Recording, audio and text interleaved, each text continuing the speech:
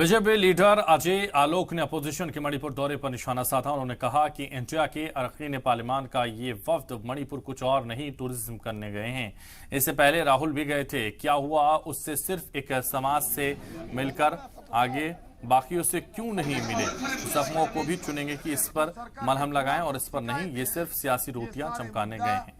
हम लोग सदन के अंदर ऐसा है कि ये INDIA के जो ये 20-21 सांसदों का दल गया है मणिपुर, ये कुछ करने नहीं गए हैं। ये वहाँ गए हैं मणिपुर टूरिज्म करने। घटना के 2.5 महीने के बाद जाके संसद पे चर्चा करते, एक संसद से संदेश निकलता, मणिपुर की जनता सुनती, उनको लगता कि सारा संसद एक सुर में उनके लिए बोल रहा है।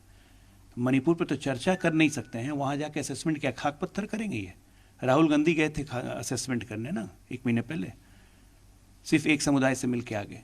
ये कोई मलहम लगाना होता है? और जख्मों को भी चुनेंगे कि इस जख्म पे मलहम लगाएंगे, इस जख्म पे नहीं लगाएंगे। ये तो अप्रोच है इनका।